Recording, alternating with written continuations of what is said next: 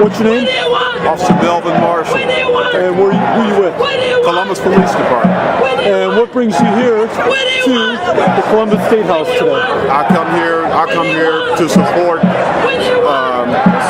the rally against Senate Bill 5 because I think it's going to be devastating in what it's going to do to not only the workers but to the community as a whole.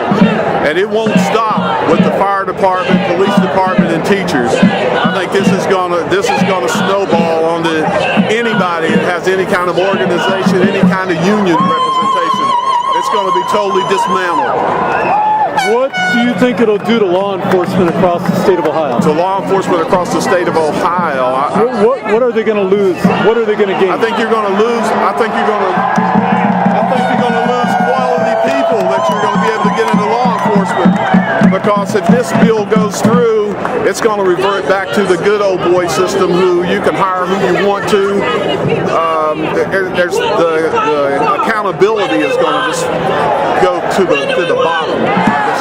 What do you think about the seniority? How they wrote that in the bill? Seniority. That's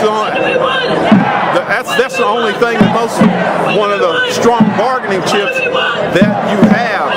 You get seniority by staying on your job for 25 to 30 years. Seniority is not something that's given, it's earned. Do you think they'll lay off just to save money? They'll lay off? Yes.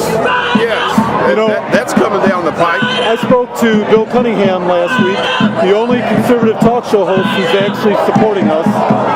And he said to his audience on WLW 700 Cincinnati, he said, tell me where it's fair that you take a 24-year veteran police officer, lay him off, and you keep the 1-year police officer who's lower pay, and now that 24-year veteran can't get a pension and he can't collect Social Security. And he says there's no justice in that. Well, that's the very thing this bill supports.